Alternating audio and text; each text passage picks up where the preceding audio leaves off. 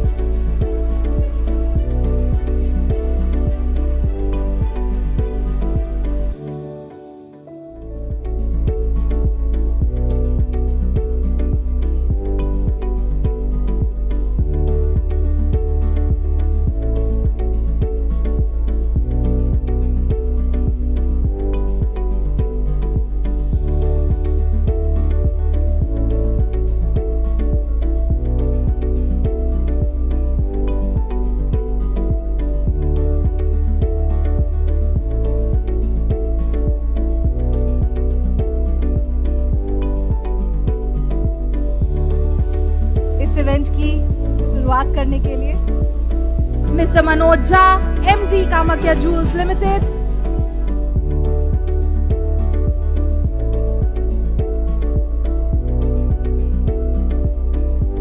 इस पैनल में तमाम हमारे धुरंधर हैं जो आपको बताएंगे कि बुलियन मार्केट में एक्चुअली हुआ क्या है, हो क्या रहा है और होने क्या वाला है। तो मेरा सबसे पहला सवाल बिल्कुल ठीक है, लेकिन मनोज जी अब आप ये बताइए कि जब टैरिफ की लड़ाई शुरू हुई तो अलग अलग देशों को ट्रंप ने बहुत धमकाया, लेकिन हमने ये भी देखा कि जब चाइना जैसे देश बहुत डटकर मुकाबला करने लगे तो फिर ट्रंप थोड़ा बैकफुट पर भी आता हुआ दिखे। भारत के साथ भी देखिए, भारत की जो पॉलिसी रही कि हमने जो रेड लाइंस डिफाइन किए हैं एग्री को लेकर, डेयरी को लेकर, उसमें हम झुकेंगे नहीं, तो इसमें ट्रंप को थोड़ी बात माननी पड़ी और थोड़ा उनको नीचे आना पड़ा।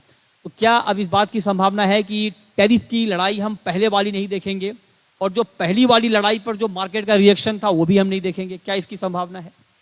नमस्कार मृत्युंजय जी, धन्यवाद आपको और जी बिजनेस को, अपेस और एनएससी को, धनलक्ष्मी जो हमें आज इस मौका दिया आज इस पैनल पे बोलने के लिए।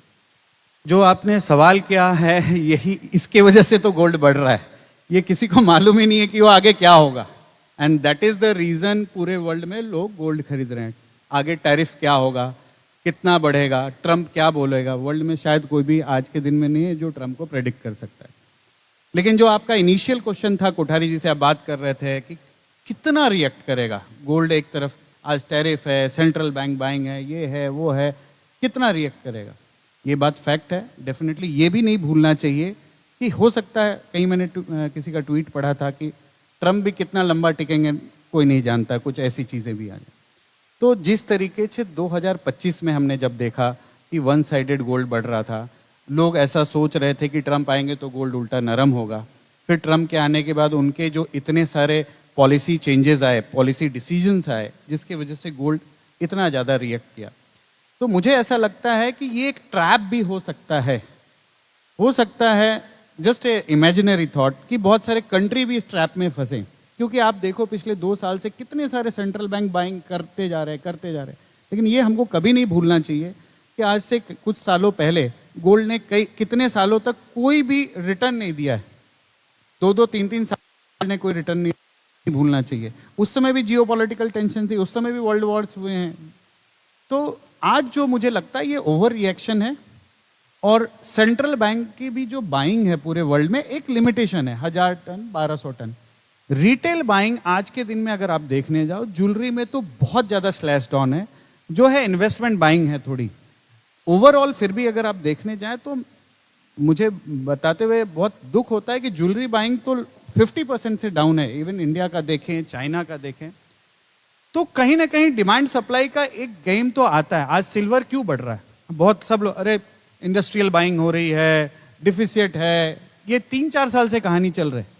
फाइनली डेफिनेटली आप हमेशा बोलते हैं कि जो डिमांड एंड सप्लाई है वो उतना मायने नहीं रखता है गोल्ड प्राइस के लिए, क्योंकि वो कभी प्राइस कभी इंश्योरेंस की तरह बिहेव करता है, कभी करेंसी की तरह बिहेव करता है, लेकिन कितना?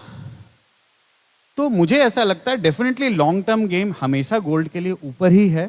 लेकिन अब इसकी कहीं ना कहीं जब आप देखो, एक थोड़ा सा न्यूज आया, प्रॉफिट बिका, एकदम मामूली से न्यूज पे भी $1000 ऑलमोस्ट कम हो गया। तो $1000 किसको बोलते हैं? कितने मार्केट साफ हो गई उसमें। तो बहुत वॉलेटाइल है मार्केट, और इसमें कहीं ना कहीं आप बिटकॉइन देखिए कितना ज्यादा वॉलेटाइल है। तो मुझे ऐसा लगता है कि ट्रम्प को एज्यूम करना ये एक बहुत बड़ा फुलिशनेस है। कोई भी टैरिफ, लेकिन सवाल देखिए, अब ये है, मतलब बात प्रैक्टिकल होनी चाहिए कि ये बात ठीक है कि ट्रम्प के मूड को समझना पकड़ना बड़ा मुश्किल काम होता है, लेकिन अब ये कांस्टेंट है, मतलब ट्रम्प वोलेटाइल है, इसको लेके कोई दो राय नहीं है लोगों में। उतना तो मार्केट भी डिस्काउंट करके चल रहा है। लेकिन मनोज जी क्विकली आप बताएं, 1.25 लाख या आप चूंकि इंडस्ट्री में आप इस बात को लेकर जाने जाते हैं कि सब, मतलब, और ये बात कई बार कोठारी जी भी कहेंगे, जब मनोज तेजी में आ जाए तब गोल्ड गिरेगा। अब आप बताइए, तेजी में है कि मंदी में है? देखिए तेजी मंदी की बात नहीं है, कोठारी जी बहुत हमारे रिस्पेक्टेड मेंबर हैं और उनकी बात को कहीं भी काटा नहीं जा सकता है। लेकिन मेरा ये सोचना है कि आप पुरानी चीज़ों को देखिए। एक छोटा सा एग्जांपल देता हूँ, आपने भी कई बार अपने चैनल पे बोला है कि जब क्रूड 90 था तो $200 की बात करते थे लोग, पूरी दुनिया तेजी में आ गया $30 पे। लेकिन क्रूड को गोल्ड से कंपेयर करना ठीक नहीं सर होगा। क्रूड भी एक गोल्ड ही है, ब्लैक गोल्ड सर, बोला ये तो इससे डिसएग्रीमेंट है मेरा। अब सर सिल्वर ले लीजिए, चलिए सिल्वर पे आ जाइए। हैं? सिल्वर पे आ जाइए, चलिए। क्रूड तो माइनस में भी गया था। ठीक है, मैंने क्रूड तो माइनस में गया था, और वहां तो मतलब बताइए, कोविड सिल्वर का भी एग्जांपल ले लीजिए, ऐसा ही हुआ है। तो जब तेजी होती है ना तो पूरी दुनिया जो है ना वो तेजी में आ जाती है। आज हर दूसरे आदमी, अरे यार मेरा रह गया गोल्ड ना, फोमो। मृत्युंजय जी के घर में भी शायद फोमो होगा कि गोल्ड लेना रह गया। लेकिन आपको बंसाली जी की बातों से सहमत होना चाहिए कि आपको ध्यान रखना चाहिए कि आपको अगर इन्वेस्टमेंट करना है तो आप टुकड़े टुकड़े में ही कीजिए। क्योंकि मेरा ऐसा मानना है कि नो डाउट यहाँ से $6000 चला जाए कोई बड़ी बात नहीं है, ट्रम्प ने जिस तरह की सिचुएशन क्रिएट कर दिया। लेकिन आप ये भी एज्यूम कीजिए ना, कल को ट्रम्प ना रहे कोई रीजन से, एजम्पशन पे ही दुनिया चलनी है, तो कोई रीजन से प्रेसिडेंटशिप चली जाए उनकी। It's all about assumption, I am telling you. तो गोल्ड में और भी कोई रीजन आ सकता है। गोल्ड ट्रम्प ना रहे, मतलब मेरा कहने का मतलब ट्रम्प एकदम नरम पड़ जाए, तो गोल्ड में एक बड़ी करेक्शन भी कभी भी आ सकती है। और जब करेक्शन आएगी तो ये $100 जैसा बढ़ता है ना, वैसे $1000 नीचे होंगे, ये याद रखिएगा।